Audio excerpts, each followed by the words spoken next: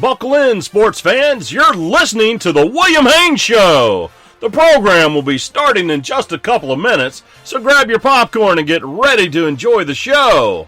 While you're waiting, make sure you're following us on social media at WHBC Stream and staying tuned to WHBCStream.com. We're so glad to have you today on the program, and we'd love to hear from you. Drop us a line on Twitter or call the show 352-639-0036. And thanks again for tuning in.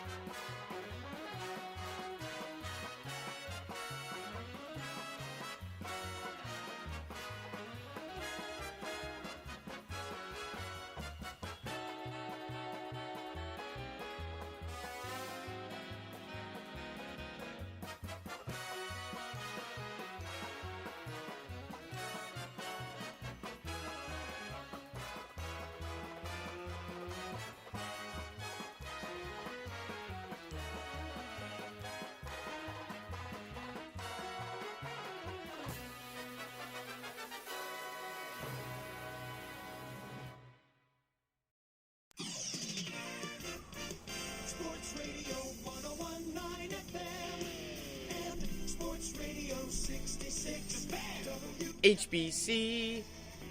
No matter what I say, I know it will not be a good evening to you, and I know how you be, but William Haynes is here. You are there here at 11:57 here on this Tuesday night on the William Haynes Show. As always, live from the WHBC studio in Tallahassee, Florida. It's a tough show all around. I know it's not a great moment for Rays fans. It's great that we made it this far. If you're not aware, you need some context. The Rays lose to the Los Angeles Dodgers by a score of 3-1 in Game 6 of the 2020 World Series. The Rays took a 1-0 lead in the first. Blake Snell had a gem going. We all know Kevin Cash, with a little bit of a quick hook, puts in Nick Anderson, and the game pretty much unraveled from there. It made it 2-1, and then Mookie Betts put up a home run to make it 3-1. Before I say anything else, I mean, I guess we can do the same old song and dance of all you know, the box score. I got the scorebook in front of me, all that stuff. We can break down the game 18 different ways. But with this being the last game of the season, you know, this show has basically been, you know, Rays post game. Want to open it up however many callers we can get in here, we'll try and fit in as much as we can. I mean, I'll be on the air as long as you guys want to talk. This is the perfect night to go bigger picture, obviously, because Rays baseball, at least in exhibition form, won't be played until next February with spring training, and then April 1st, I believe the season starts in Miami. So all Rays fans, of course, have that date circled on their calendar. But with that being said, open the show up to calls right now at 877-566-1020 is the number to call, as I'll continue to put the links out on the different places and get the word out. We'll just keep, we'll plow ahead here, and then, again, number to call, 877-566-1020. A line open currently for the Rays. It was one run on 5 hits, no errors for them.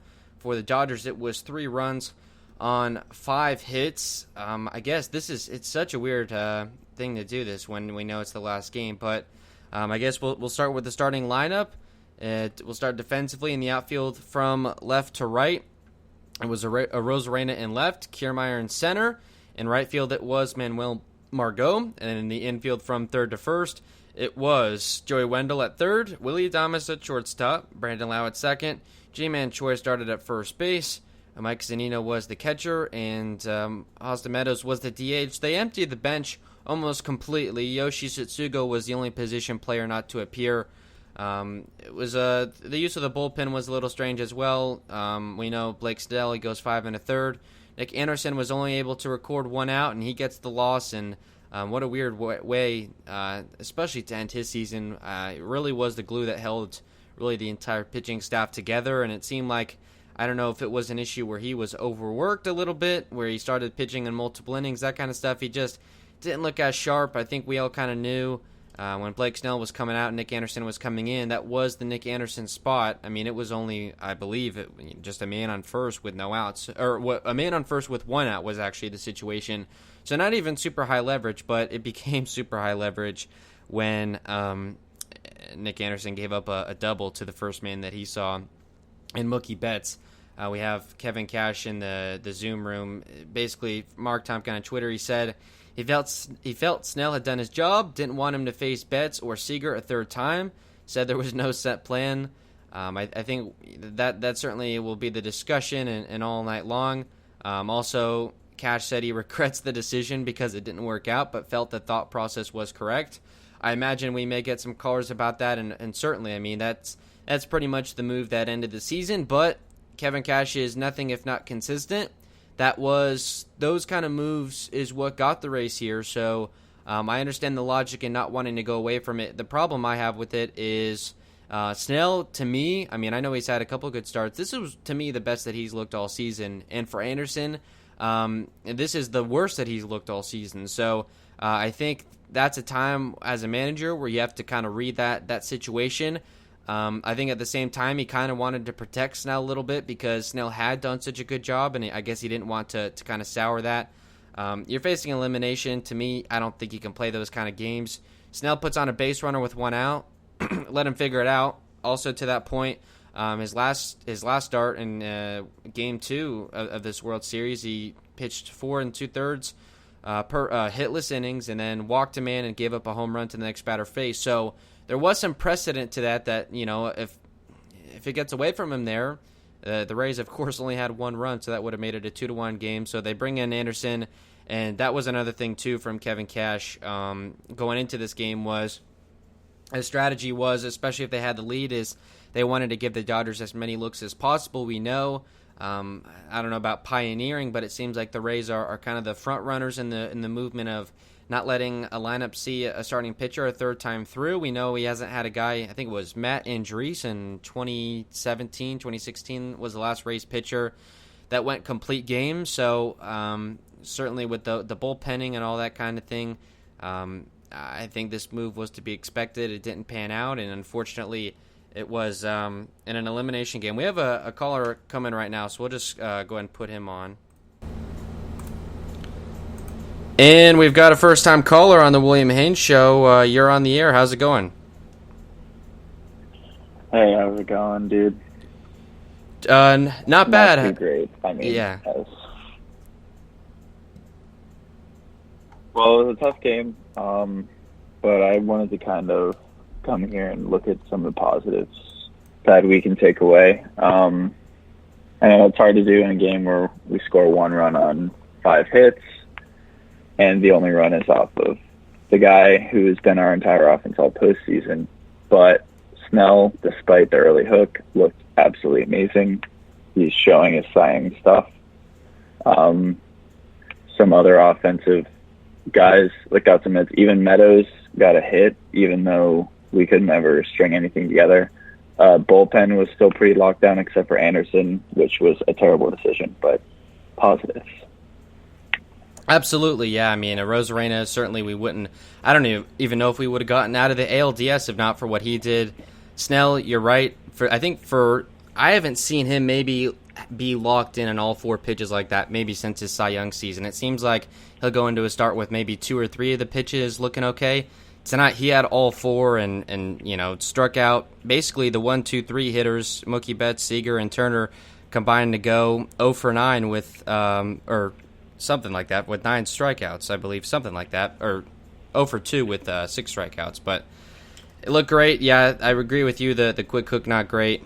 So I think this was the concern we all knew. Was this team going to be able to score enough runs? The run prevention, the pitching, the defense is there, and you're not going to win a lot of games against the Dodgers scoring just a run. Yeah, that's what I was saying going into the game, honestly. It's just one run, it's not going to do it, but another positive, we made it here, and we have the best farm system in baseball. So we are set up to perform for years to come. That's absolutely correct. Yeah, it's going to be interesting to see what direction this organization takes, during the offseason. I would imagine, as all teams in the major leagues did, they probably lost a little bit of money. So I think the anticipation is that Stu may tighten the budget a little bit. So, we may have to cut off $3 or $5 million or whatever the case. Kevin Kiermaier's the guy I've thrown out there that's probably going to get traded. He's on the books for somewhere around $10 million in what's going to be his age 30 season. I think that's why they brought in Phillips. They want him maybe to be that center field guy. I mean, moves like that, we'll see. But you're right, a lot of prospects to be brought up. Maybe Wander comes up somewhere around the season and plays some third base, because I think Wendell is, as much as I love him, he's kind of a stopgap over there. So they'd like to bring up probably one of those infield prospects somewhat early in the season to get a third baseman. But you're right, exciting, great that they made the World Series. It's in some ways not, but in a lot of ways a lot like that 2008 season where they just kept chugging along and they made it all the way to the World Series and just fell just a couple games short. Yeah, exactly. It's hard to be mad. I mean, we did better than '08, won another game. I mean, that means next time we lose 4-3, and then next time we win it all. So I'm pretty happy with that. Yeah, hopefully. I hope it won't take another 12 years to get there, but yeah, you're absolutely right. That's true. Have a good rest of the show, dude. You too. Thanks for tuning in and calling in. Of course. All right. All right, well, we had a first-time caller, and he was great. Brought up some good points, and I agree with him there. We've got anyone else tuning in, and you'd like to call into the show, the number to call is 877-566-1020, with you for, who knows, maybe about another hour or so. It just depends. Getting back to where I left off, we gave you the defensive alignment for the lineup tonight. Now, the batting order, the way it shaped up, G-Man Choi led off for the first time in quite a while. That was a move that I was lobbying for quite a bit. Randy Arozarena batted second. Austin Meadows batted third. He's usually been a leadoff or cleanup guy, so they put him right in the middle there, basically in the 3 spot, and he got a hit there in the first inning. Brandon Lau batted cleanup, and he hasn't done that in quite some time either, and he was only able to work a walk in the first inning as well. Manuel Margot, he's been the number 5 hitter, and I think a really interesting dynamic to this order right in the heart of the lineup. Basically, you have a guy who I think outside of Arozarena has been the best offensive producer for this Rays team, I think.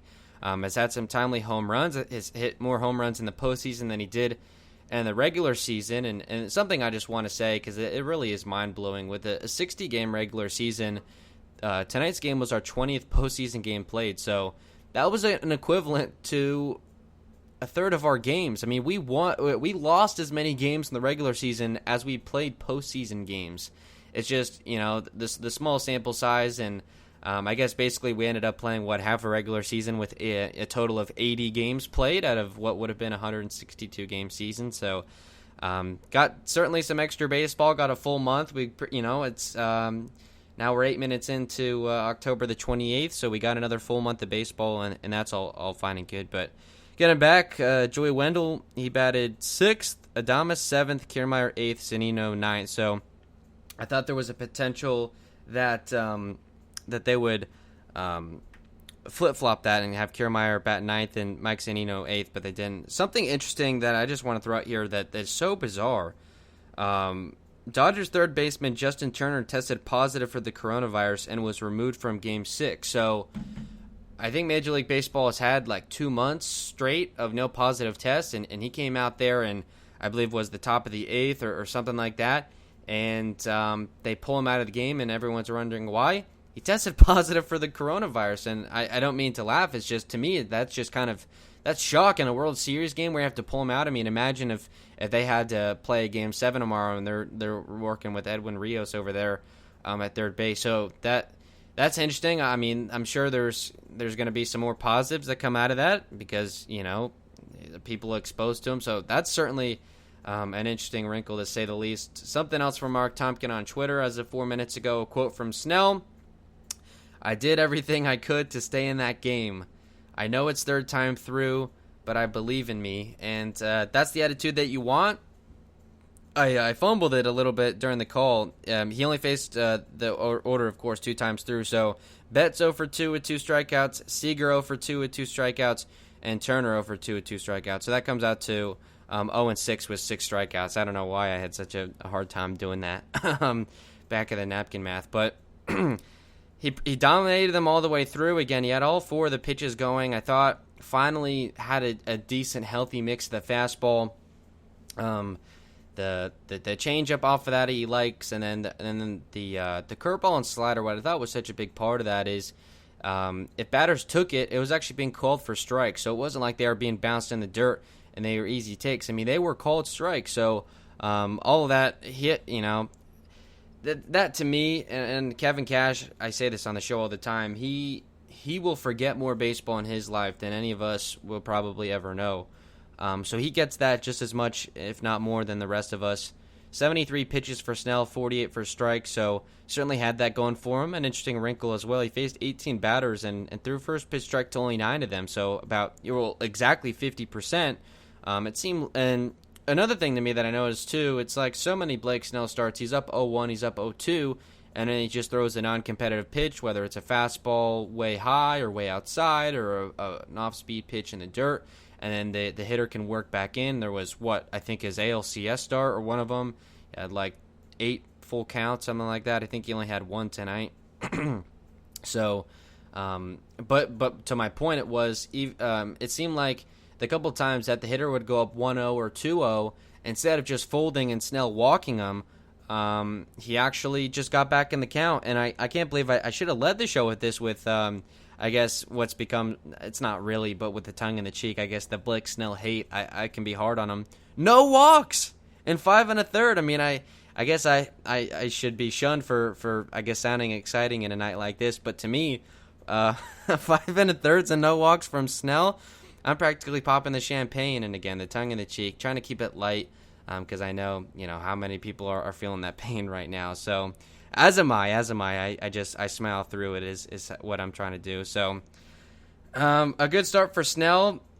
What's crazy to think that he had a full season of starts just like that, and except he was left in the game to go 6 or 7. I mean, that's how he won a Cy Young award, and just really hasn't been able to find that form. So, to me, very disappointing that he wasn't able to stay in that game a little longer and decide his own fate. That was a point that Dave Wills had brought up on the broadcast on WDAE, and I thought he was exactly right. It's just, you have a base runner on with 1 out. It's only at first. Decide your own fate. I mean, or fate. No, sorry, not faith. Decide your own fate. It was the top of the order coming back up, but again, he had dominated Betts, Seager, and Turner, and a big point of contention for me as well was, as good as his bullpen has been, they haven't been able to get those guys out. Betts, Seager, and Turner have been huge parts, and Muncy as well, who was 0 for 2 against Snell with the strikeout. They were basically just torching every reliever that they faced. So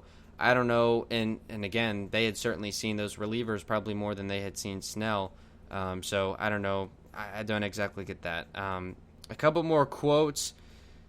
Race Blake Snell said Cash is, quote, usually right, that there's no reason to point fingers, that if Anderson would have gotten out of it, quote, no one would be talking about it. That's true. I should probably read these before I read them out loud, because that was kind of obvious. Blake Snell said he hopes his teammates realize finishing second is not good enough, that it should be the, quote, should be the worst feeling in the world, end quote, and motivation for next season, that's another gimme. So I guess some kind of fluff quotes in the Zoom room, not to be harping on anybody, but it's like, come on, yeah, obviously they're going to be hungry, just like they were at the end of last season, that Game 5 loss. To be honest, this Game 6 loss tonight felt like a lot like the Game 5 loss last year, without the absolute meltdown in the first inning. The Rays only scored 1 run in both of those games, and then the other team packed it on late in the last inning. I remember it was 4-1 Rays all the way through pretty much, and then in the top of the ninth, the Astros put up a couple solo home runs to make it 6-1, and then that was the end of that. So, and then also you take out there was no ace Garrett Cole going 8 innings. It was an inning and 2/3 of Gonsolin, and I was on the air yesterday previewing this game. I set aside, what was it, an hour and a half almost, just previewing this game because of how crucial it was, and I did all the advanced stats on Gonsolin and found out what his weaknesses are, this and that. Early in counts especially, pretty much will give you a first pitch fastball that catches a lot of plate every time. And they were able to take advantage of that. We actually have another caller, so we're going to go and take that right now. Got the calls flying off the hook. All right, and we have another caller on the William Haynes Show. You're on the air. How's it going? Hey, what's going on? Not bad. How are you? Yeah, I'm kind of sad right now, but you ever mentioned before how, Snell was doing pretty great and he was shoving. And, it's going to be looked at as a pretty bad move by Cash that he got pulled out. But, when the offense only scores one run like they did against the Dodgers bullpen, that's kind of looked pretty trashy over the past few games. It's hard to blame Cash that much on this loss, at least in my opinion. You're absolutely correct. There's no question about that.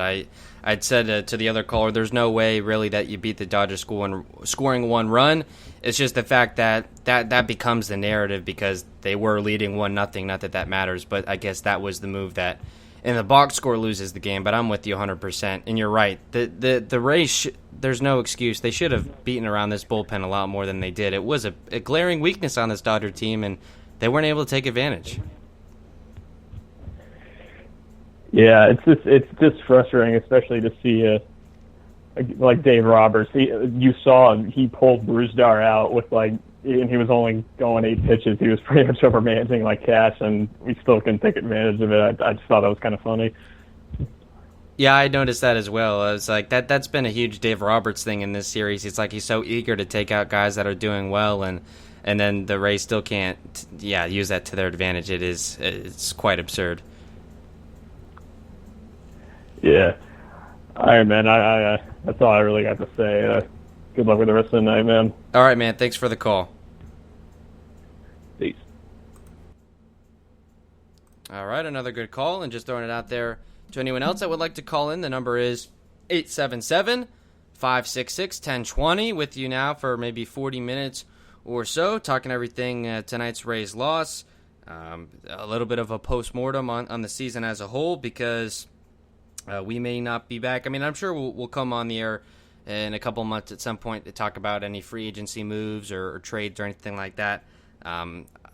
Free agency, I think, opens in a couple days from now. So that's certainly an interesting development, and we'll follow that. Who knows those kind of decisions that the Rays will end up making. Let's see if anything else has come out of the Zoom room there. That's it. Just what we had already said. So getting back to where we were, I mean, talking about the pitching, we were with Anderson, and he basically blew it. It was a man on first, and then the double to Mookie to make it second and third with only one out, and then a wild pitch brings a run home and moves Seager to third base, so that made it 1-1, tying run 90 feet away with only one out, and then Seager hits a ground ball, and Ji-Man Choi, kind of a late throw home. I understand in a 1-1 game like that in the 6th inning you make the throw home, and thankfully no other runs were able to come across, so you didn't end up getting stung necessarily for it, but instead of going for the out at first, he goes for the out at home, and again, Seager was booking it from third base, and the throw was not in time. That made it 2-1, and that was pretty much your ball game.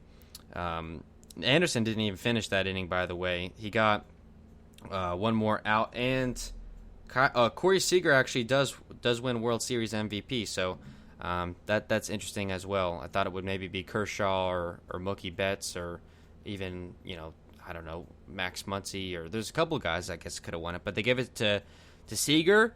He does score, as we just said, the winning run and basically the clinching game, so interesting as well. So Seager gets MVP, first shortstop, by the way, to take the honors since 2010. So There you go with that. So Lute finishes that 6th inning. Fairbanks pitches the 7th, gives up a leadoff double, and ends up working out of it. And then, for some inexplicable reason that I don't quite understand, he starts the 8th inning. I don't get it. I don't know why. I mean, he threw 34 pitches. There's no reason. I mean, Castillo, Thompson, Curtis, whoever you want to use, but they leave Fairbanks in. And the first man he faces, Mookie Betts, he gives up a home run to make it 3-1. And the game is certainly out of reach at that point, because the only way that the Rays, I think, were going to tie that game in the top of the 9th was with a solo home run that would have tied the game at that point at 2. But because, and obviously they didn't do anything in the bottom of the 9th anyway. Let's actually, well, there was a single from Mike Zunino, but basically, let's see.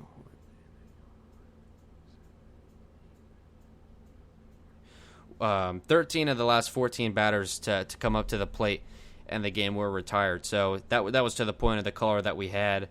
Sorry that I wasn't getting names. I was just, I know a lot of kind of people that just wanted to call in and say their piece, so kind of move them along. The fact that that's the bull, and that's not even the A bullpen. I mean, we're talking Alex Wood, who completely torched through 2 innings, which inexplicable, a couple 10-pitch innings. Pedro Baez, Victor Gonzalez, Brusdar it was really good, and he only got 2 outs. And then you got Urias for 2 1/3, and he closed out Game 7 of the NLCS for the Dodgers as well. So I'm sure he'll have some sort of place in Dodgers lore for his work. He finishes the last 2 1/3, and Urias started in that it was a Game 4, and he didn't go extremely far in the ball game. I think it went 5 innings or so. So disappointing that they weren't able to do anything against him either. Again, just letting everyone know, number to call if you want to call in, 877-566-1020. Looking at, I guess, I mean, there's no point. I mean, it's not like it really matters, like they're going to be playing tomorrow. This is the end of the season, but I guess we'll just go one by one. Ji-Man Choi, he bats 0 for 2 with a strikeout and a walk. Strikes out to start the game in a disappointing thing. I mean, imagine if he had got on and then the Rosarena homer was a 2-run shot, blah, blah, blah. All kinds of just, you want to talk about just so many missed opportunities in this one. By the way, this is something that you should have been led the show with. 0 for 4 with runners in scoring position, 6 men left on base. Boom. There's your game. It's just a very fitting end for the season. It would have been better if it was like 1 for 10, because that's usually what it ends up being. They didn't get quite as many base runners as they've had in games past. 5 hits and 2 walks, so not working a lot of walks was a big part of that as well, because I know there's some bats that aren't great, but guys that aren't swinging well can at least work the walk, and that didn't really happen. It was 1 for Choi and 1 for Brandon Lau. So Choi strikes out for the first out in the first inning. Then he walks with a man on second, so at least you keep the chain moving and you bring up a Rosarena with 2 outs, and then he ended up striking out. He popped up with the bases empty in the 5th and struck out with a man on first. Or no, sorry, that was Yandy Diaz at the plate actually. So yeah, Yandy Diaz pinch hit for him in the 7th and ended up getting 1 at bat. It was a strikeout with Brett Phillips, who pinch ran for Zunino, standing at first base. Batting second, arguably the best postseason by a position player of all time. I mean, I know 2002 Barry Bonds will always have a place and things like that. But Randy Arozarena, 2 for 4, run scored on the solo home run, and a strikeout, no walks. So it was the solo home run in the first, the run that the Rays put up shades of why can't I even remember his name? I can't believe I brought it up. The kid, Eric Sogard. Yeah, shades of Eric Sogard hitting the only solo home run and the only run of a playoff elimination game. He struck out with man at first and second in the second inning, and that was a little disappointing. They took out Gonsolin and brought in Dylan Floro, who he had yet to face in the series, but Floro has probably been maybe the worst reliever, safe from Kenley Jansen, for the Dodgers in this World Series, and I believe he was blown away. Just 1, 2, 3, 3-pitch strikeout. So that some of that is the game, but obviously Arozarena is not the man that you blame. He's the only reason why you're here. I mentioned early in the show, and I stand by this, probably would not have gotten out of the ALDS and definitively would not have gotten through the ALCS if not what for Arozarena did. So there you go. He singled in the 5th with nobody on and 2 outs, and then flew out for the first out in the 8th. Austin Meadows, he batted 3rd, was the DH, 1 for 3 and 3 at-bats and a strikeout. He was pinch hit for by Renfroe in the 8th. Got a single right after the home run from Arozarena in the 1st, and he got up to 2nd on a walk. Struck out for the first out in the 3rd, grounded out with a man on 1st in the 5th, and then grounded out with the bases clear for the 2nd out in the 8th inning. Or no, that was Renfroe. I have the freaking scorebook in front of me. So, yeah, it was actually Renfroe that pinch hit in the 8th and grounded out with the bases clear. Brandon Lau batted cleanup. He goes 0 for 3 with a walk. He does walk in the 1st inning to move Meadows up to second base. It was 1st and 2nd with only 1 out at that point. Grounded out right to the pitcher for the 2nd out, bases clear in the 3rd, struck out for the first out in the 6th, and struck out for the final out in the 8th. So typically we've seen the cleanup man doesn't usually come up with men on base for the Rays, at least as of late, but he ended up coming on, with men on base, or at least in the middle of an inning. So that was at least a development. Manuel Margot batted 5th. He goes 0 for 4, so a guy that has been kind of a key cog, and usually a 5-hitter can be instrumental because maybe he can clean up somebody that got on base in the top of the order, or they can get on base to start kind of the bottom order rally. So a guy that can kind of provide a boost at any stage in the game, and he was not able to do that. He flew out to right with a couple men on in the 1st, including in scoring position, obviously. Flew out with bases clear to end the 3rd, struck out in the 6th. That was the striking of the side by, was it? I have no idea who that was. Probably Alex Wood. And then flew out to right for the first out in the 9th inning. Joey Wendell, he batted 6th. Rough kind of postseason for him. Played a great shortstop defensively, and he's my favorite player that I've watched. I mean, I've been watching this team every day since 2018, and he's been a big part of things. He's kind of a stopgap. I mean, let's check his age. I mean, I know he's getting up there. He is 30 years old now, so who knows? I mean, he'll actually be pretty much 31 years old by the time next season starts. So more of a stopgap than anything else.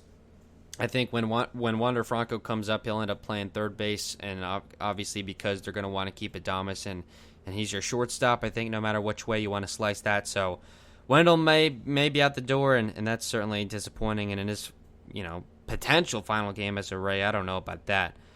He actually goes 0 for 3 with 2 strikeouts. Struck out with a couple men on in the 1st. Lined out, kind of unlucky there, I suppose, for the first out in the 4th. Struck out, part of the striking of the side in the 6th. And then got pinch hit for in the 9th for Mike Brasso, and Brasso struck out looking.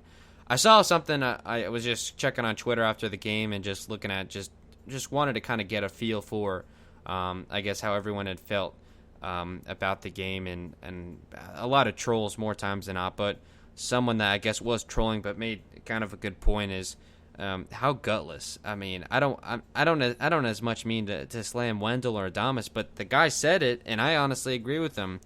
The final 2 outs of your season are strikeout looking. That's just, I don't care. I mean, I remember G-Man Choi was the final out last year, and he went down swinging in a 6-1 game, and I at least respect him for trying. Adames took a fastball like right down the pipe at middle for the final out of the game, and of course that's going to be the play that gets replayed for Dodger fans, I guess, forever. Their first title since 1988. So this new generation of Dodger fans. This is the title that they have to show, and it's going to be Adames just taking a strike. Really, it is gutless. I don't mean to slam him, but to me, it is. It's just capped off a horrible, at least postseason at the plate for Adames. And speaking of him, he goes 0 for 4 with 3 strikeouts. He's played a tremendous third base, and I think yesterday I went on a whole maybe 10 or 15 minute Willie Adames defense because I really do feel that he's a key cog of the team. Great defensive shortstop. Really just great for the organization again. I mean, he's really made that solid effort. He's fluent in English now, and of course his native tongue of Spanish, so he's able to kind of be a bridge between players with the language barrier, also between coaches and players. He's in the mound meetings with pitchers and catchers and things of that nature, and the captain of the infield. Lacks the hitting, but to me, kind of reminds me a little bit, and I mean, again, I know it's a lofty comparison, but kind of just a Derek Jeter type. It's just a guy that shows up every day, and no matter what, will play really good shortstop. Won't let any struggles at the plate affect what he's doing defensively. So I hate to kind of call it like that. He took 2 strikeouts looking, and again, the final one to me doesn't matter. They were going to lose the game probably anyway. I mean, it was Kiermaier and Michael Perez coming up after that with 2 outs, but to me, that was kind of gutless. And Brasso, who it's hard to say now at this point and at this juncture, he'll still be immortalized. It's not game 162 with Longoria.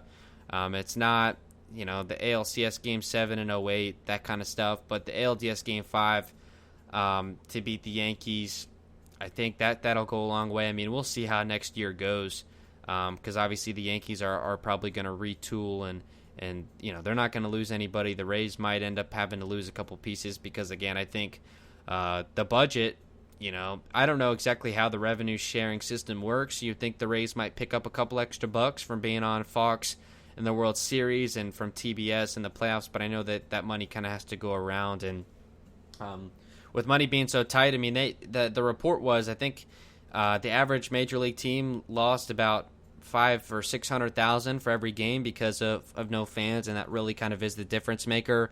And again, 60 games as opposed to 162 in the regular season, because I know Fox Sports Sun, the Rays is a top 5 TV market with the Orlando, Central Florida area, and of course the Tampa Bay area. There's a lot of people live there, and obviously, and they all are basically watching the Rays, so they get a lot of money from that. But again, that's 60 games, not 162, so you would think that would be cut down a little bit. So to make the long story longer, funds might be a little more restricted, so who knows? I mean, the uphill battle is going to get a little more uphill. I mean, this postseason, I think every team that we faced, save for the Blue Jays, the Yankees, the Astros, the Dodgers, I think they were all top 4, if not top 5 in payroll.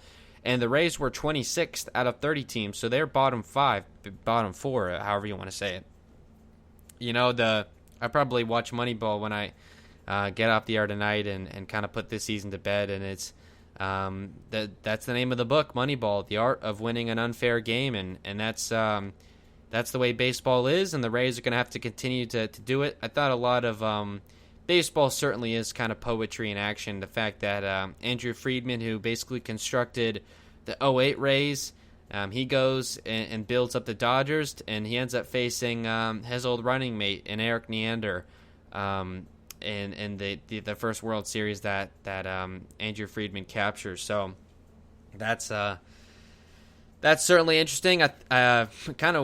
We would have seen David Price if he hadn't opted out for COVID. So that, of course, would have been an optic as well. And who knows, maybe he would have laid an egg there in the postseason as he has been one to do. We've got a couple more quotes from the Zoom room. From Kevin Kiermaier, he said he felt it was Snell's game and expected him to stay in. Quote, "I don't care what the numbers say. There weren't many guys that were making contact, hard contact," end quote. So Kiermaier, the longest tenured Rays player, he's certainly been outspoken, especially at this kind of recent juncture. I mean, he's grown a lot as a person as well. I mean, he's married. He's got a kid that's I think a year or 2 old, and he's got another one on the way. 30 years old again, and he's really taken on the role as the team leader. Whether or not, I don't know. I felt at times, I don't know if everyone was in love with KK, but who knows. And another quote from Kiermaier, he said, "We did what we did, and it didn't work out." So, I mean, some genius quotes coming out of the interview room tonight. I mean, enough said. We did what we did, and it didn't work out. I mean, I don't know. I don't mean to be mean to him, but it's like, come on, man. That's the quote. But either way, I think that's a little interesting. I'm sensing Kiermaier. I mean, he's a smart guy. I'm sure his agent kind of knows whether or not he's been in talks with Kiermaier. I don't think Kiermaier is going to be a Tampa Bay Ray next year. I mean, I said it at the trade deadline when Brett Phillips was brought in. I think fans are certainly in love with Brett Phillips after what he did in Game 4. So I don't know. I'm sure the Rays fans would still hate to see Kiermaier go, and as would I. But the Rays backload contracts for a reason. Kiermaier's been making like $7-8 million the past couple of seasons. So why does it make sense that you would give the player more money when he's older, theoretically less effective? Well, it's because you don't plan to keep him through that entire contract. So when you have him, you don't have to pay him as much, and then when you deal him, you let the other team take on the majority of the salary. They're paying more for a lesser player, essentially. I don't think the Rays are dumb. They didn't make that contract to dupe themselves. I can tell you that much. They're not just getting, they're not going to pay him $12 million in his age 31 season or 32 season, which is in 2022. So if he's on the team next year, I think that for sure will be his last season. So a potential goodbye for Evan Longoria replacement, if you will. Longoria, the mainstay over at third base, another key defensive position, and the everyday player that Rays fans could identify with, Tampa Bay sports fans as well, even if you weren't big into baseball. And then that's what Kiermaier became. I think he's even at 30 years old, even though without the Gold Glove nominee, good riddance for that. I still think he's the best defensive center fielder in baseball. He's a flawed offensive player. I always have to put disclaimers on things like this. It's never. I think it is a little bit journalistically irresponsible to make these kind of claims, and I know this isn't a true radio show or anything like this. It is on the internet, but I'm of the belief Kiermaier has a little bit of a Superman complex in just that he wants to win the game by himself. He wants to, he wants to be the reason his team won, and that's the reason why he takes those big dives in the outfield, and they work. And make no mistake, he puts more work than a lot of players during the offseason. And what he does, he basically trains like a free safety defensively, and he keeps tweaking his swing, it seems like, every year. But Kiermaier, a guy with his speed, bunt or walk and then steal bases. That's what Rays fans have been saying for years, and Kiermaier he never learns how to bunt, and I know that doesn't really fit into what the Rays do anyway, but he doesn't work a lot of walks either. He takes big hacks, and something I've noticed, at least during the postseason, he changed his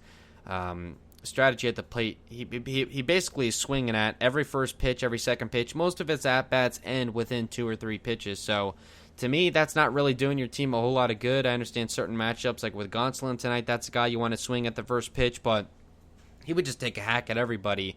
A lot of swing and miss in his game as well, and things like that. Interesting that he had kind of seemed like he was a bit cross with the decision. I mean, Kevin Cash is only maybe 10 years older than Kevin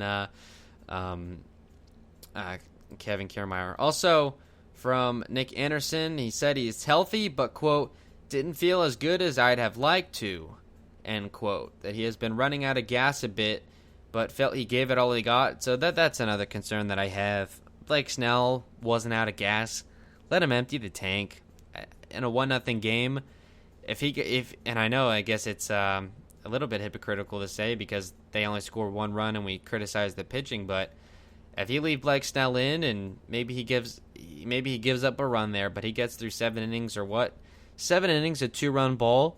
You really think people are going to blame Blake Snell for that loss? I don't think so. I think it goes on the offense where it should be. But again, that was Kevin Cash sticking to what got him here. I mean, that's analytics, that kind of stuff. There's no way a bottom 5 payroll can compete with top 5 payroll if it's not for things like that. I know he's kind of the king of matchups and things like that. He's got the huge matchup chart that he looks at in the dugout, and he knows every guy that he wants up in every situation, and he puts a lot of work into that stuff. So in the biggest game of his managerial career, you stick with it. There's no if you've gotten here and all of a sudden you took this team from not a whole lot. The team cut all the good players. They traded them all away. Longoria, guys like that, they're all gone. And you win 90 games in 18. Then you win 96 and go to the ALDS in 19. And here you have the best record in the American League and you go to the World Series. Why would you want to go off of what got you there? So he stayed with it. the only managers that can afford in a World Series to go with gut feel is those teams with the top 5 payroll. The 26th payroll in the league does not have the luxury of managing off of gut feel, and to me, that's what it comes down to. That being said, I still don't agree with the decision. I think we all know that Snell. Honestly, I think Kevin Cash was the only one that would have rather seen Anderson than Snell in that spot. It seemed like I would bet yes, any of the players or the pitchers, probably some of his coaches, obviously all Rays fans, baseball analysts. Wonder what Bill James says about that. I think he did put out a tweet, by the way, but I just glanced at it. So interesting to see. Imagine if Bill James takes a shot at Kevin Cash for managing off of analytics. What a night this has become, really. So, do we do inning by inning again? If we have anybody recently tuning in, I keep putting the link out on the Rays Discord, and I feel like if I do it one more time, I'm gonna get blocked by one of the moderators, so I won't do that. But if we've got anybody listening in, I mean, I know we've had some guys. I want to give a shout out to Seth in Los Angeles, Sebastian in Canada, and he called in once, but he was instrumental in kind of helping me with some things. Steven in North Carolina, and he actually made the logo that I have on Twitter and anywhere else you see the WHBC logo. He was kind enough to make that for me, and then of course with Sebastian and Seth, regular callers, and I thought it was one of the coolest parts about getting to do this show pretty much every day with the Rays games was getting to connect with some Rays fans. A lot of people that reached out with positive feedback about the show and things like that over the course of the season as well. So if you're not familiar with me, at least college student looking to go into sports broadcasting, so this is a way for me to kind of get some experience. I had originally intended this to be just kind of a late night sports talk radio show centered around mainly Tampa Bay sports and a lot of national sports, but then it really just kind of fell into just a really Rays post-game show just because of Rays fans are some of the best fans in the MLB, and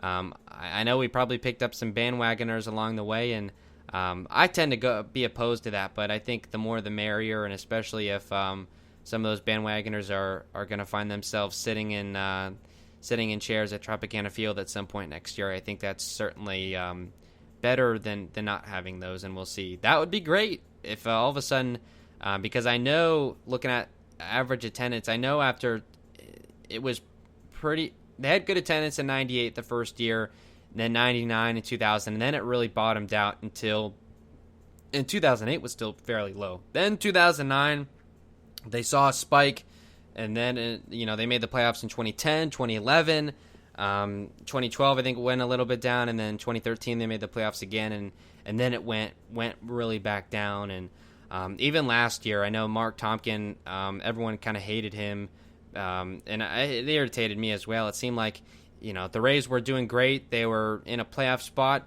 but the narrative was only 10,000 people showed up for a game on a Friday night or a Saturday afternoon, things like that. And it's like, I don't know, stuff like that would point you to believe that the attendance issue is not based on the product on the field, but it's, obviously people that live on the Tampa side and whatnot, other parts of the state, they hate the Trop's location, having to drive over the bridge all the way to the, St. Pete.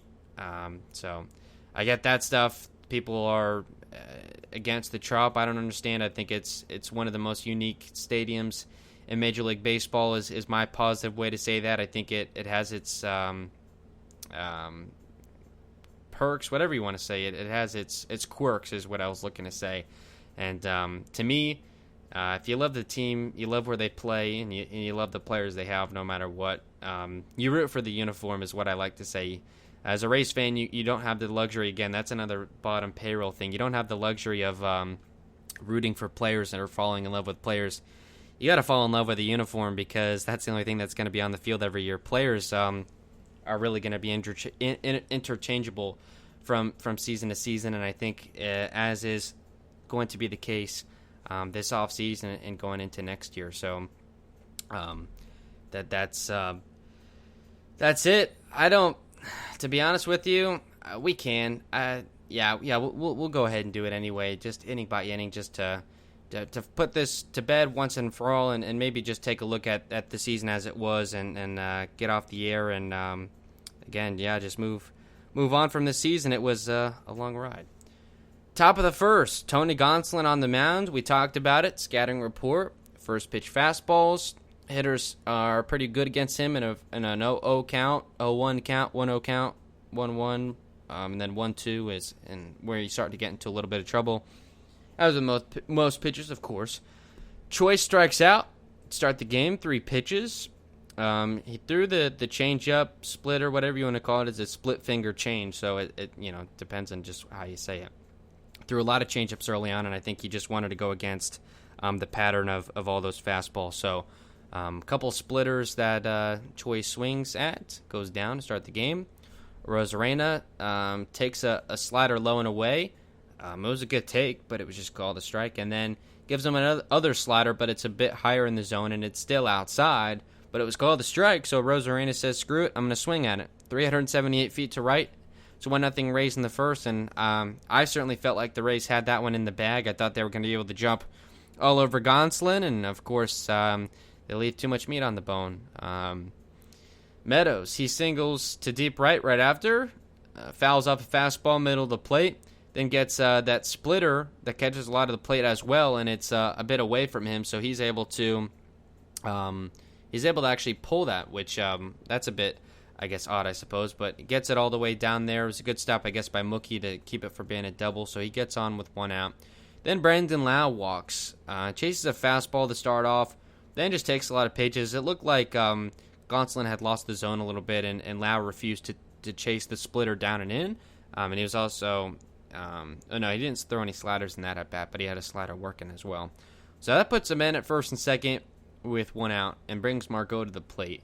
He starts off 0-2, then works back 2-2, and then gets a fastball that's kind of middle up, but, middle. It catches a lot of the plate at 96, though, which was a bit higher velocity than what he was kind of dealing. Obviously, he was trying to reach back to get the punch out, and Margot is only able to fly out to right field. And then up comes Wendell, starts off 1-0 with the high fastball, chases a slider down, fouls off a fastball, fouls off a slider, and then swings through a splitter down and in, but it would have been called a strike either way. So that's kind of Wendell's weakness pitch, and chased it. So with the first inning, they score a run, but also leave 2, so that certainly was not a good feeling. They needed to bring those runs across. They could have easily, I think, scored 3, 4, maybe even 5 runs against Gonsolin, but as been the case all season, and even in the postseason when they've been winning these series, they just leave too much meat on the bone. Bottom of the first, Blake Snell. This is going to be an easy, inning by inning to do, at least from that standpoint. Betts strikeout swinging. I'm not going to spend too much time. Seager goes down swinging, and Turner goes down swinging. I mean, again, we talked about it at the beginning of the show. We had a couple of people call in about it. Again, 877-566-1020 if you wish to do so at any point in the show. Obviously, we'll take the call. He had all 4 of the pitches going, and that's so rare, I think, that we see that being the case. And he was working them all. I counted in about 73 pitches thrown. I counted 10 non-competitive pitches, and that's usually his bugaboo. But he threw, it seemed like less fastballs high than he usually does, but he was actually getting chase on those, which it seems like he almost never does. So that went into it as well. Obviously, if the guy swings at it, I'm not going to count it as a non-competitive pitch because I got the swing and miss. So strikes out the side. Hitters that have been scoring runs in the first inning of these games, Betts, Seager, Turner, and that set the tone for the rest of the night, no doubt. I mean, it was 12 pitches, 9 strikes. Good afternoon, good morning, good afternoon, and good night. Top of the second, Gonsolin remains on. I guess the word early or going into the game was that he could go 5 or 6 innings. Cash was confident that he would not last that long, and he was certainly right about that, at least. Adames, he starts off 2-0, part of his disappointing night. Fouls off a fastball away, swings through a slider down and away, and then a splitter. So another off-speed pitch, and takes it actually looking. So one of his strikeout lookings on the night. Then Kiermaier, he got off a 4-pitch at bat, got all fastballs, got one just middle, and double to deep right. That's what you're supposed to do with that pitch. So, but your 8-man does it. That's good. Zunino comes up an 8-pitch at bat, so not bad, but he ends up striking out swinging. So with 2 outs and a man at second, lineup flips back to the top. G-Man Choi walks, so that's good. He was seeing some pitches, more of a G-Man Choi at bat. Took a lot of pitches inside. I don't know why so many people pitch Choi inside. It seems like he just will take those very easily. And then they take out Gonsolin because they want Floro to face Arozarena. I guess they just don't want Gonsolin to face Arozarena a second time, and Floro takes care of Arozarena easily. Again, they had not seen each other yet in the series, and took a changeup looking, and swung at a changeup. So that was Floro's strategy, and it definitely paid off. So they leave another 2 base runners in the second inning. So after 2 innings, they were up 1-0, but had left a total of 4 base runners. So there's your story. They really did not get a lot after that, and that's what I said. I was like, Dodgers, they're going to be aggressive with the bullpen, and I guess they were to an extent. Gonsolin was their best chance to score runs, and they only get 1 off of them. So, but 5 base runners and 1 run, that's not good. Bottom of the second, Snell remains dealing. Gets Muncy, Smith, and Bellinger. Not going to spend too much time on it. It was just really blowing guys away. Just another dominant inning. Top of the third, Alex Wood comes on. So a starting pitcher. He came on in that bullpen game as well in game 2. So, and he looked like perfect in this one. Got Meadows to strike out swinging. Got Meadows to ground out. Weak contact. It was a knuckle curve, middle. And then Margot lined out to center field. And another changeup, middle. So pitches to hit. And surprise, the Rays don't hit them. Bottom of the third, the no-hitter broken up by the leadoff man, Chris Taylor. Just a curveball that caught too much of the plate. Taylor had homered off of a curveball from Snell in game 2, so don't know exactly why he wanted to give him another one, but it got a hit off of it, so that put a man on. And then out comes Cash to put in Anderson. No, I'm just kidding. It was the third inning. That's later. A.J. Pollock lines out to third, starts him off 0-2, and just right to Wendell. How many of those have we seen this postseason? I remember it was the one that ended Game 5, and so many against the Astros, just liners down the left field line that would be doubles otherwise, and Wendell just somehow, he's got a baseball magnet in that glove and just goes right into it. So that might have been second and third if not for him. So out number 1. Gets Barnes to ground out, but moves the runner over, so the tying run is in scoring position, and then gets Mookie Betts one more time to strike out swinging. Took a fastball for a strike, then took a couple pitches, then took a fastball 2-2, and then swung through a fastball high at 97. I mean, he was just blowing guys away again. Some of his best stuff.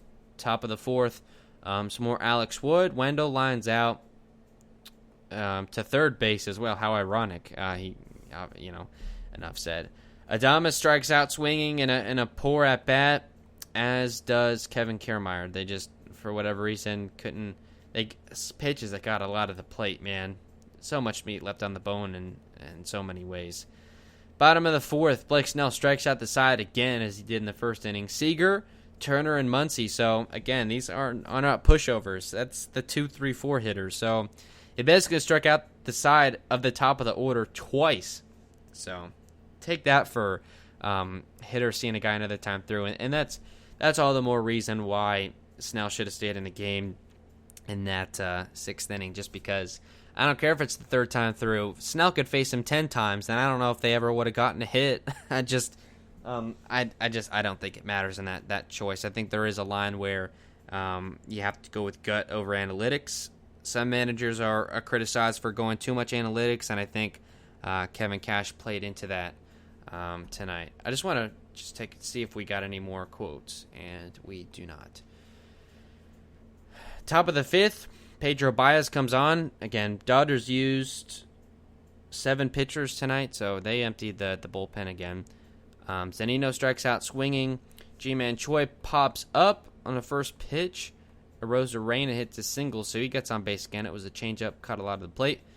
They put in the lefty Gonzalez to face Meadows. Thought maybe because Meadows was the DH, so you could have brought in Yandy or Mike Brauso at that point to get the righty on lefty with a man on and 2 outs. They opted to just leave Meadows in there, lefty on lefty, Meadows swings at the first pitch and grounds it to second to end the inning. They leave another man on the base path. That was the 5th stranded base runner of the game. Bottom of the 5th, Snell gets another 1, 2, 3 innings. Smith, Bellinger, and Taylor. So was really dominating, and at that point had only thrown a nice amount of pitches, 69 of them. So, and again, Andy Fried had brought up some good points on the broadcast as well. I don't think pitch count really matters. It's his last appearance of the year. He's not pitching until next February when he's getting ramped up, hopefully, for the season if everything works according to plan. So there's no need to pull him at 73 pitches, but I digress. It's like he almost gets punished by going through the order too quickly. But top of the 6th, Victor Gonzalez strikes out the side, so they leave the lefty in to face the lefty Loud, the righty Margot, and the lefty Wendell, and blows them all away relatively easy. Just too much chase in this game. 16 strikeouts total for the Rays lineup. Pretty much everyone in the lineup struck out that started the game. I think everyone actually did. Some of the pinch hitters did not, but too many strikeouts, and Rays pitching striked out 11, so I don't know, it was fairly even, but too much strikeout in the Rays game. And interestingly enough, not a lot of people talk about this. That's why, or at least that's what they said after the fact, that's why they tore down the team after 2017 with Steven Souza Jr. and Longoria and Corey Dickerson, guys that were pretty much all-star caliber players, arguably, but just too much strikeout in their game, and the Rays decided they wanted to go more contact-oriented. They bring in Wendell. Obviously, they had Matt Duffy, some of those guys like that. I'm trying to just bring up off the top of my head, but that lineup in 2018 was certainly more contact-driven, and then slowly, here the Rays are bringing in guys like Renfroe and some of those type of guys that are more strikeout-prone. And we're right back where we started, but it's hard to argue with a team that gets to Game 6 of the World Series. So there you go with that. But again, so it was 1-0 still. Bottom of the 6th, the fateful inning that certainly will always haunt me. Probably more so than the first inning of Game 5 last year, where they put up 4 runs on Glasnow immediately. Pollock pops up on a first pitch curveball. I was like, oh, phew. All right, let's get the 9-man Barnes. No, he singles to center, a slider middle. So I can understand from that point that there's a little bit of concern, because it's a curveball middle and a slider middle. Pitches that just aren't breaking all that well. So I get that. A man on first with 1 out. Top of the lineup coming up at third time through. So and that's why we do this exercise, because it seems like there's some things that can be taken from it. But either way, Kevin Cash comes out, takes out Blake Snell. He was not happy with the decision, of course. He's an emotional guy on the mound.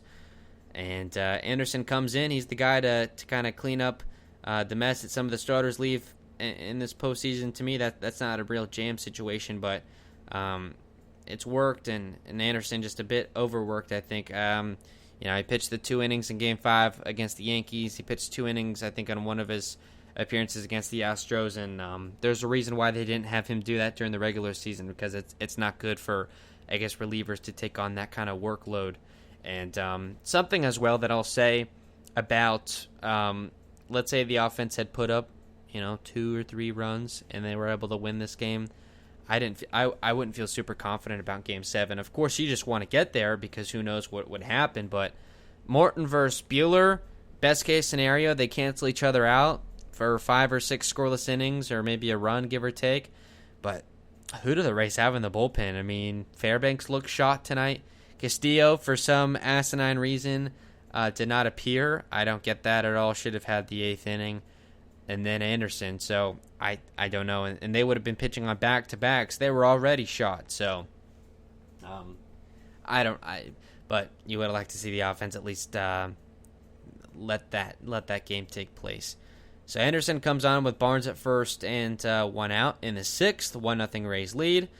Mookie Betts, he doubles. A couple fastballs taken outside, so it's 2-0. Just the sharpness for him was not there. And then a fastball that caught too much of the plate. obviously on 2-0 in that situation. You got to throw him some get me over strikes, and it was at 95, so I guess the velo was there, but maybe not the late movement. Mookie Betts is a great hitter. He's the leadoff man for the World Series champs. He's getting paid the big bucks. Doubles, second and third with one out. And I think we were all upset at that point. He could have maybe gotten out of it, but a wild pitch scores Barnes and moves Betts to third. That ties the game at 1, and I think we all kind of knew at that point. I mean, the Rays weren't going to score a run. I think we could all agree at any point in the game, save for maybe a lucky solo home run somewhere. Corey Seager, it's a fielder's choice, just a weak ground ball. Choi goes for home.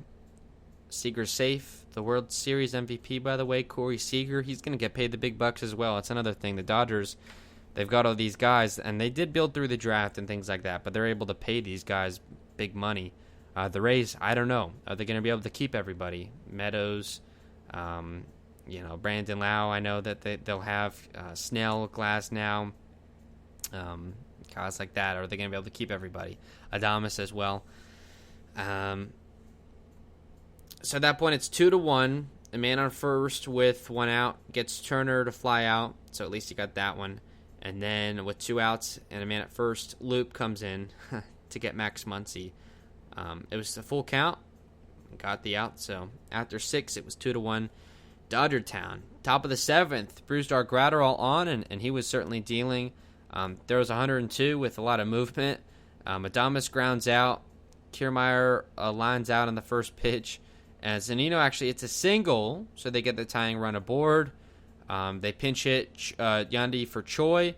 They run Phillips for Zunino. They bring in the lefty Urias at that point, so you get the lefty on righty there. But then Yandy Diaz strikes out looking. So swings through a fastball, middle of the plate at 93. Fouls off that same pitch, 0-2. Takes a changeup outside and takes a fastball on the outside corner. But Snell was getting those calls, and I think that was a big part of his start as well. Was a lot of other umpires are calling that for balls. And Jerry Meals, I had brought up, he had not been the Hope Plate umpire for any Snell or Tony Gonsolin appearance, so I didn't know exactly what that would mean. But it certainly seemed like it helped Snell that Jerry Meals was calling a lot of his pitches for strikes that other umps usually wouldn't. I don't know if Mills tends to, call more, has a bigger strike zone, whatever the case. But Yandy strikes out looking. That's not good. The bottom of the 7th, Diaz plays first. Perez comes in to catch. Fairbanks on. Will Smith with a leadoff double. Bellinger pops out. Taylor strikes out. Jock Peterson pinch hits for Pollock, and he's intentionally walked after a 2-0 count. Makes sense. And then he gets the 9-hitter Austin Barnes to pop out for the final out. So there you go. You get Fairbanks to face the bottom of the order in the 7th. Let's see. Hopefully they'll put someone else in. Top of the 8th. Urias on again for the Dodgers. Arozarena lines out to center. Which is a changeup outside. So kind of that same pitch that he homered off of from Gonsolin. Lines out on it. Running for a pinch hits for Meadows. He grounds out to third on the first pitch. Just curveball middle in. And then Lau strikes out. It was a curveball down, chased it in the dirt. They took the same pitch for a ball 1, but then on a 1-2 count, he chases it. So there you go. I understand baseball. I understand how baseball works. You protect with 2 strikes, things like that, but a little disappointing to say the least. Your best players have to be your best players, and outside of Snell and Arozarena, they weren't tonight.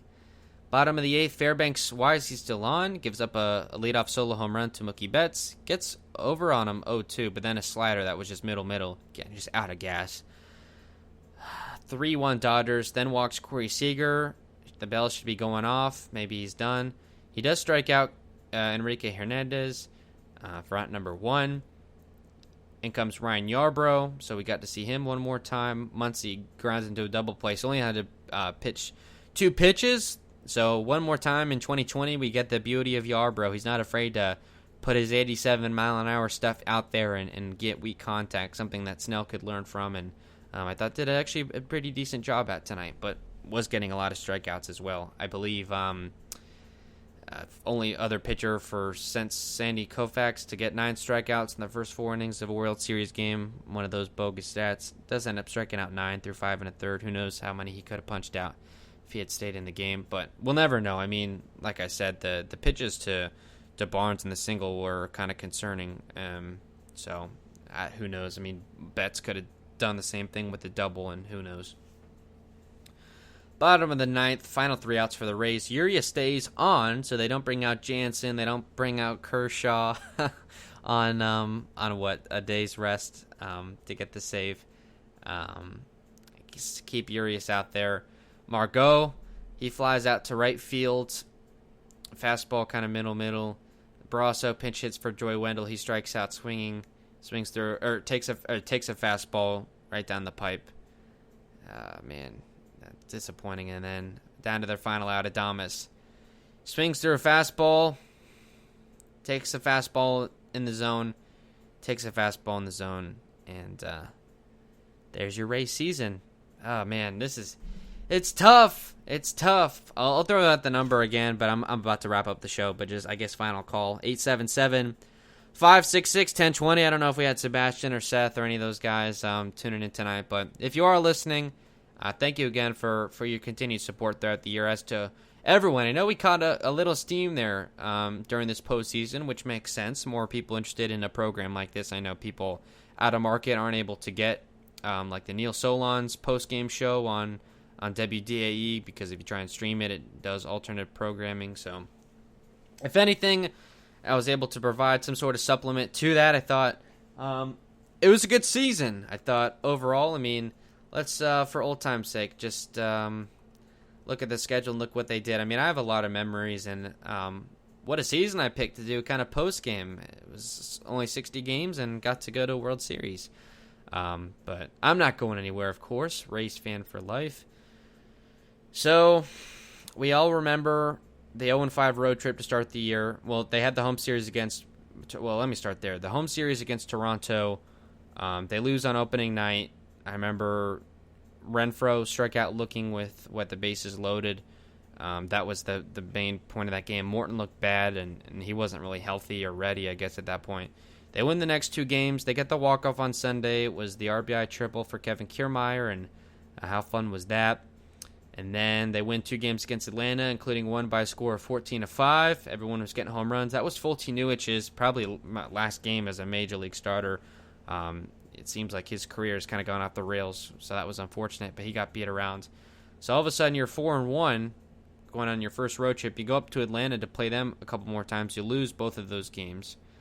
Then you lose 3 in Camden Yards. I think that was probably the low point of the year. At that point, you were 4-6, and that was bad. I remember the 5-4 loss in 11 innings, and Choi was try to tag up from second as the runner at second base. Thank God we won't be seeing that anymore. Hopefully the 3-batter minimum rule gets taken out, but certainly the runner at second.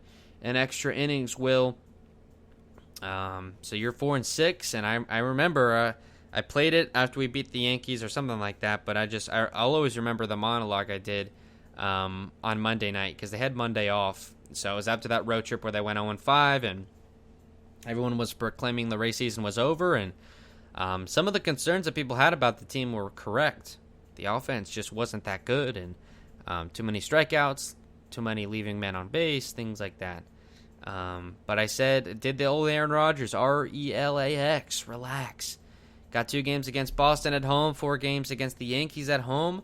Let's see what they do. This is going to decide the division. I didn't know Boston was going to be that bad at the time. They ended up being much worse than we could have expected. They take one of 2 from Boston, and then take 3 of 4 against the Yankees. And then at that point, they're 8-8, and they've got a 10-game road trip coming up. So it was like, all right, getting back in the right direction. They win 4 straight at Fenway. The offense took off. They scored 8 runs in the first 2 games, 9 runs in Game 3, 17 runs in Game 4. So the offense had taken off. I think they lost. Was it Andrew Kittredge at that point? Or no, that was when they lost Andrew Kittredge, and that was disappointing. But at that point, and then they win 9 of 10 games on the road trip. They take 2 of 3 from Toronto, And then they go up to the Bronx and take 3 of 3. And disappointing, not disappointing. It was rather exciting. They beat Tanaka. I think they almost beat Cole, I believe. And I believe that was also when Chaz Rowe went down as well. Or maybe that was later, but I think it was then. So a lot of pitching injuries as well. So a 10-game road trip, win 9 of them. So after that, August 20th or 17 and 9, and I think first place in the AL East, and they never looked back. Homestand, they took, they split a 4-game set with Toronto. I don't remember too much from that series. A couple of extra inning games in there.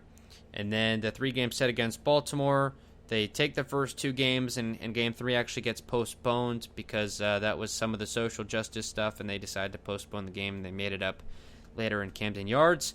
Then they go down to Miami, and that was when Arozarena made his debut. I believe it was the Saturday game on September 5th.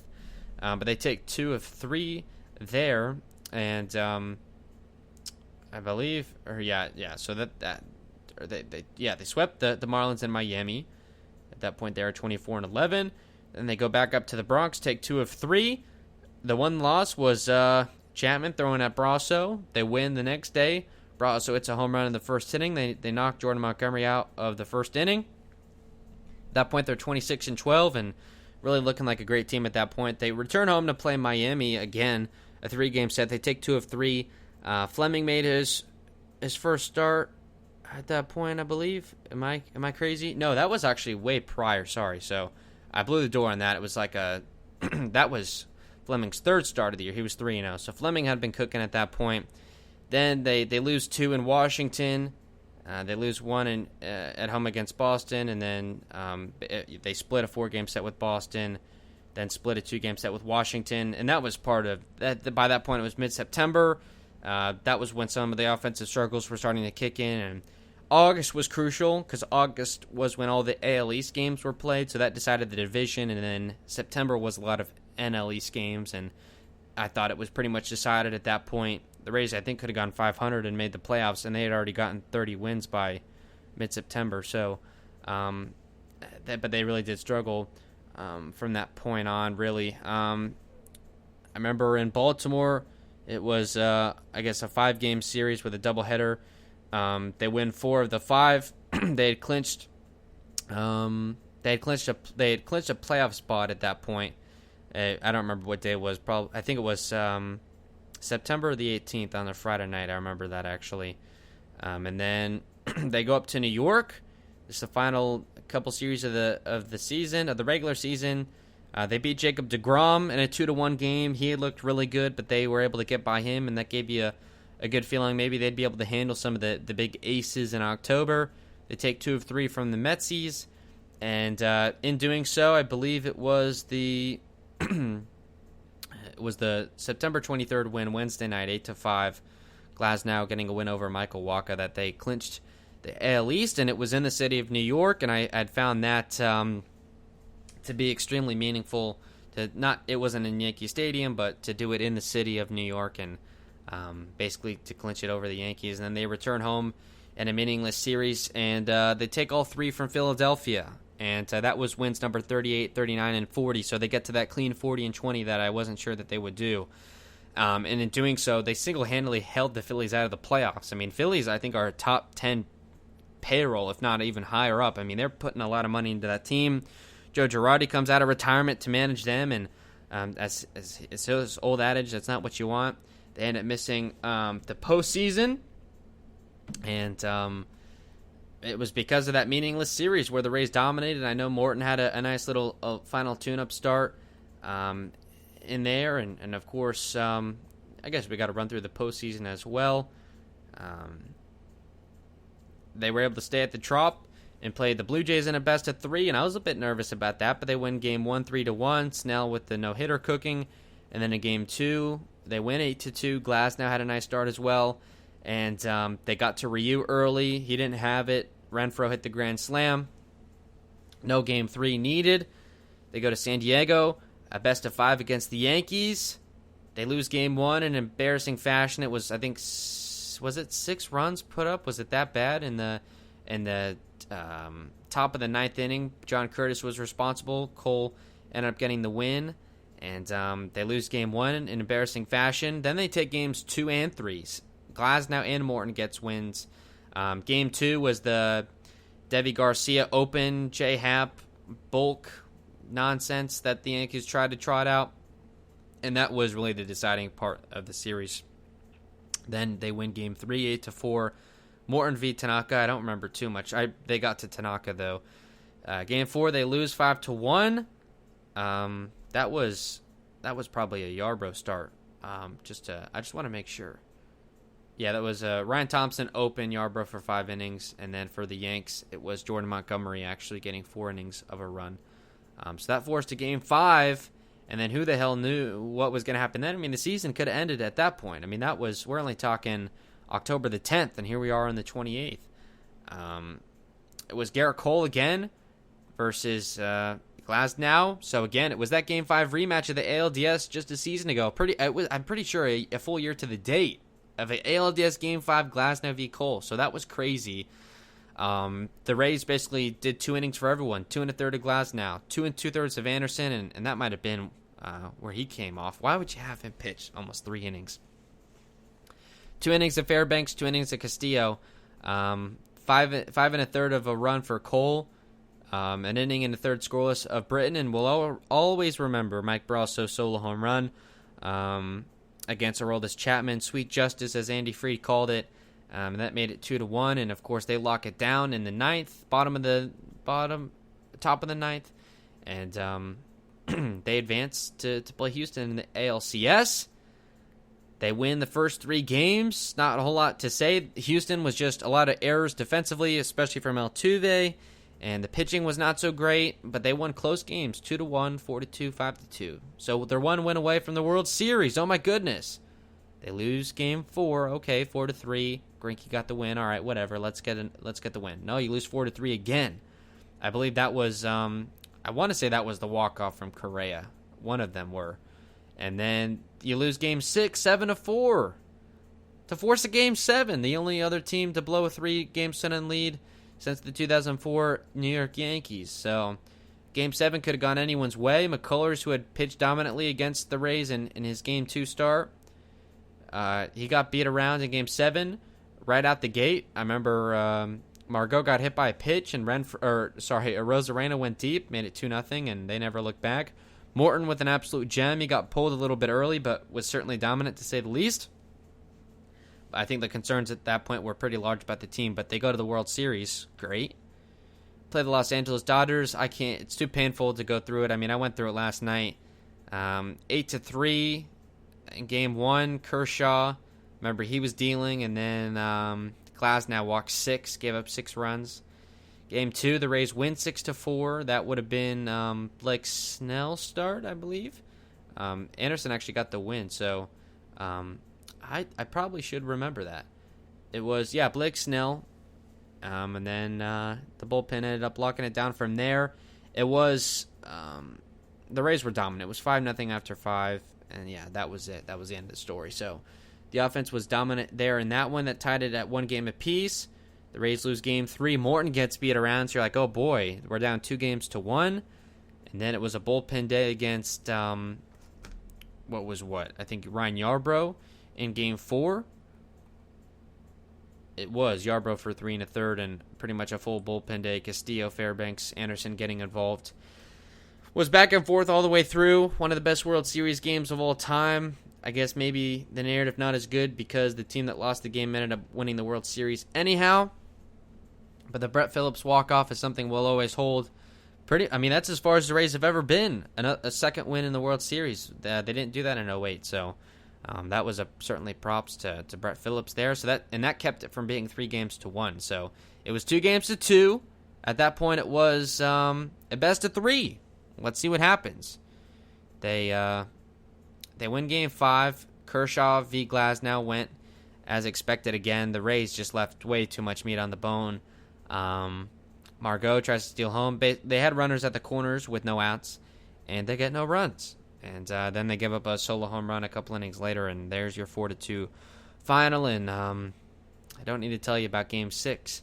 that wrapped up, just a couple of hours ago. So that's your season. I don't know when we'll be back. Also, I just wanted to throw this is something I've been thinking a lot about all the demons that the Rays were able to kind of exercise here in this season. Started with the New York Yankees. They've been the big brother bully type to the Rays all these years, and you go 8-2 against them in the regular season. They throw at you, and then you come right back at them the next game. That was huge, and I thought that was all it would be. Then you end up winning the division, taking it from them, making them go in on the road in the wild card and blah blah blah, win the first division title since 2010. Then on the final weekend of the regular season, not as big of a narrative, of course, but it was the Philadelphia Phillies, a team that had eliminated them in 2008 in the World Series, and the Rays were probably a better team that year, but some weird weather and things like that, the Rays certainly were just a bit of a letdown after that Game 7 of the ALCS. Cinderella stories, I guess, can only go so far. But you sweep them in the final weekend of the season, single-handedly keep them out of the postseason. So you kind of exercise that as well. Literally kept them out of the playoffs with all the money that they were spending. Then you go into the ALDS and exercise a couple wild card, Blue Jays, all right, whatever. Then against the Yankees in the best of 5, not only do you go farther than you did a year ago, and you actually play good. It for so many reasons. Game 5, not that it was just there's like 3 different things. Not only did you send the Yankees home in October, which these teams never faced off in the playoffs, you eliminated their season. The Yankees, the big brother bully Yankees. Brasso got his revenge against Chapman. Again, you finally did good in the ALDS Game 5. I know the loss to the Rangers, the one to Houston last year. And again, it was Tyler Glasnow v. Garrett Cole. You ended up getting to Garrett Cole twice in the series, kind of. But in Game 5, enough to get the win. He didn't shut you down over 8 innings like he did a season ago. And so, and then Glasnow doesn't get beat up early like he did in last year's Game 5. So all that. Then you go to the ALCS. After you won your first playoff series in 12 years, you play the team in a best-of-7 that eliminated you the season prior, was hated by the entire baseball world for the cheating scandal. You go up 3-0. They come back 3-3, Game 7. You end up winning it. Morton, I guess he'll still. Will go down as one of the greater postseason pitchers. What was it? That game that he pitched, Game 3, that could end up being his last game in an MLB uniform. That's a shame because it was not a good start. But either way, you eliminate Houston. You win another ALCS Game 7. You punch your ticket to another World Series. And the last one that I'm not able to say, with it being truthful, is, and it's, I don't know, kind of cute, whatever you want to call it. It's not even Globe Life Stadium, but Globe Life Field across the street, where the Rangers eliminated them in the playoffs twice. So the fact that they could have maybe won a World Series in Arlington was going to be the final, I suppose, item on that. But either way, so many demons exercised, adversity overcome, whatever you want to say. We knew that in a crazy season, the Rays were going to be able to come out on top because of how flexible they are with the bullpen. If guys had been out with COVID, they would have been able to, because everyone can play every position pretty much. The pitching worked out fine. They had to ease the starters in, and they were able to do that without an issue. And the bullpen, all the injuries, they were able to overcome that as well. Obviously, the emergence of a Rosarena, and a postseason run we'll never forget, certainly. But a little bit of unfinished business. I think the Dodgers were due. The baseball gods smile upon them tonight because they probably should have won the World Series in 2017, but they lose to a team that was cheating. And LA sports was probably the second least likable market outside of New York City as far as sports fans are concerned. By no means are they loyal fans. They make fun of the Dodgers nationally, because they leave Dodger games, in the 5th inning to beat the traffic, all that stuff. But a lot of heartbreak from 1988 on till today. They lose the World Series to the Red Sox. They're a great team again.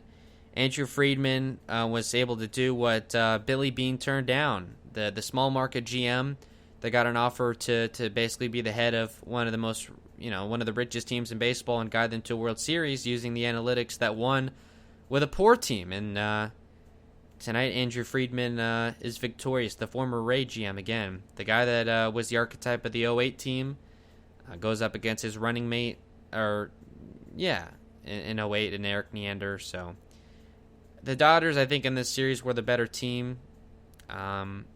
In a regular 162 game season, who knows what happens, but the Rays were able to take advantage, I think, of what was in front of them. Again, I say on the show all the time, you can only beat who's in front of you. You can only get a hit off of whoever pitcher you're facing. It doesn't matter if it's good, bad, indifferent, if so and so's injured, whatever. The Rays, until the bitter end, they beat who was in front of them, and they gutted it out. Losing in Game 6 of the World Series is no shame, and potentially more heartbreak if they had lost to Game 7. Imagine if the Blake Snell debacle was in a Game 7. I think that would have been more heartbreaking. So Game 6, I think that leaves you with the taste in your mouth that the Dodgers were a little bit better. To me, the Rays, if they were a regular team with regular money, they have work to do, but as I said, they're going to be working with less money than they had this year. So, if anything, they're going to be getting rid of guys, not bringing guys in. That would lead me to believe they're not going to pick up a $15 million option for Morton. If he decides he wants to come back for less money and play another season, he can do that. But if not, he's probably going to retire because I don't see any other team that would pay him a lot of money. But who knows? I know he wants to stay in Bradenton as well. So, Yoshi, you're on the books for $8 million for him. Do you want to play? Do you want to pay Yoshi Satsugo, who didn't even start in any playoff game? I believe he just hasn't looked good this year. Do you want to pay him $8 million next year? I don't. Kiermaier, do they want to pay him $10 million next year? They probably don't. That's why they got Brett Phillips. So, that's tough. It's not a rebuild by any means, but it's not necessarily a retool either. If anything, you're just getting rid of guys. It's not to the extent, but you liken it to the 2002 Oakland A's. They lose a playoff series, and instead of keeping Jason Isringhausen, one of the best relievers in baseball, Jason Giambi, the first baseman slugger, Johnny Damon, the core pieces of their team, instead of keeping them and trying to make a push for World Series the next year, they had to get rid of those guys that were the heart and soul of their team. So the Rays, it will be an extent of that. Meadows will be around.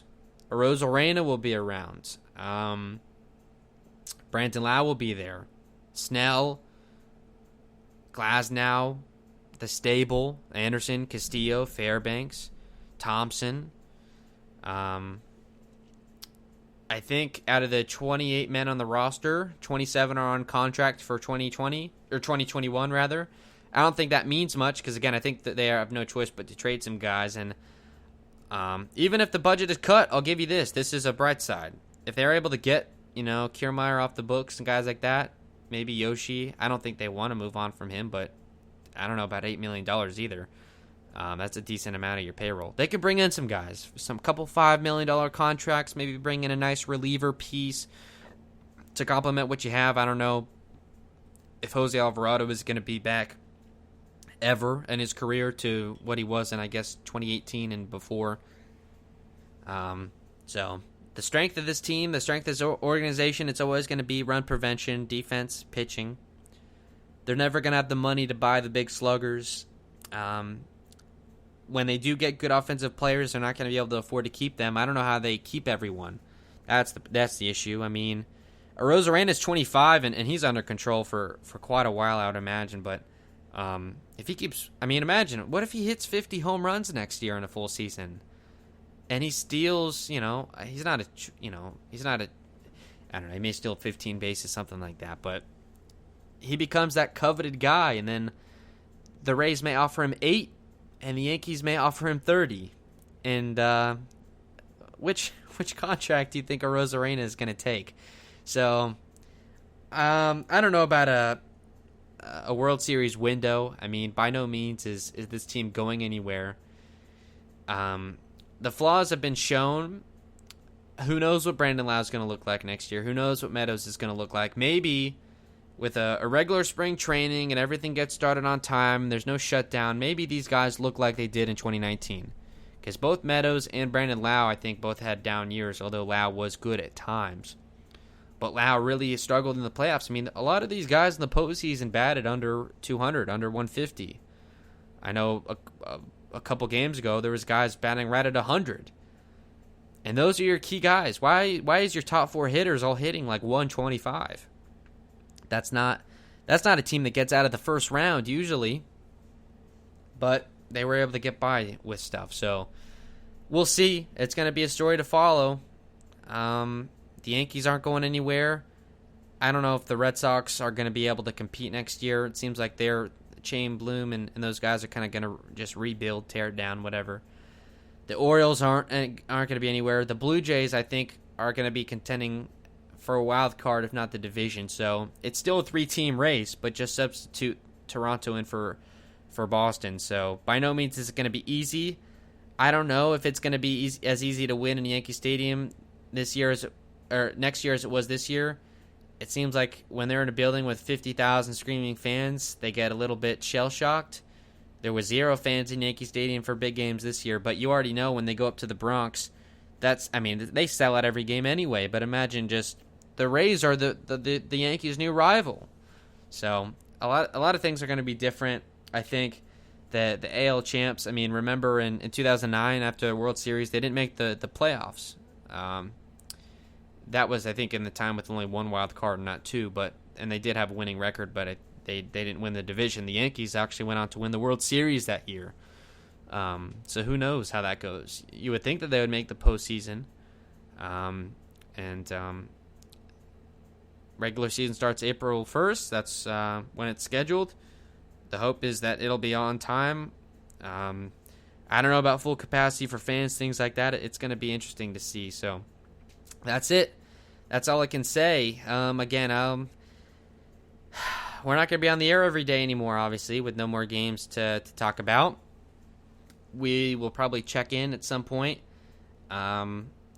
We may do some sort of weekly show, maybe like a Tuesday night thing, something like that, to talk about the Bucks, but I don't know how many just Tampa fans. It seems like most people are just pure Rays fans, so I don't know about that, but Tampa Bay sports is still something that's near and dear to me, so the Bucks are playing, but that's certainly not something I can do every day, just with football season, and we'll check in periodically. Again, make sure you follow, especially now, at WHBC Stream on Twitter, because a link to the show goes out on there whenever we go live, so you'll be able to catch the entire show if you see it in time. And also, you can always rewind if you don't want to listen live, but just be on the eye out. We may do, who knows, in a couple weeks, a month, just to keep an eye on where things are at. The season's been a lot of fun.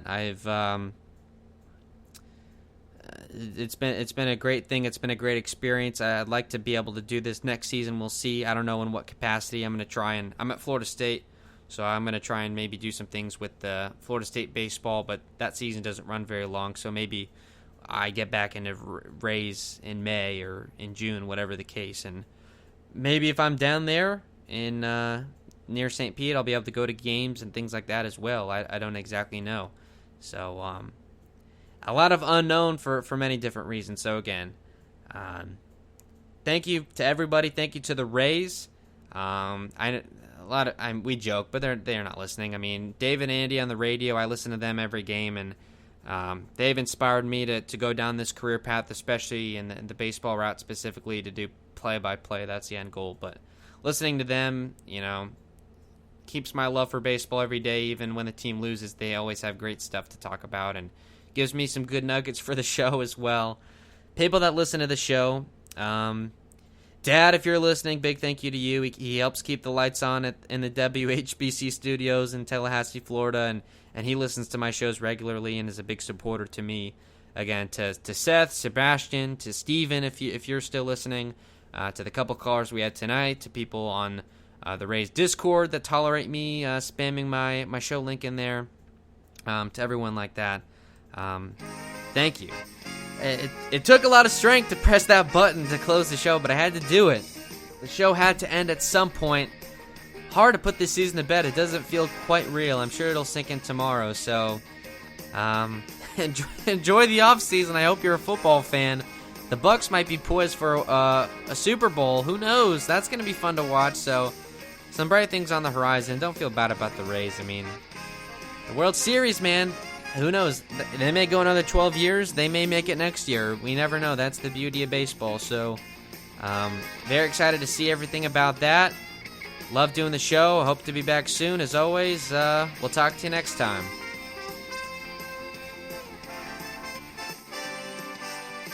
Sports Radio 101.9 FM and Sports Radio 66. The Fan. HBC. New York.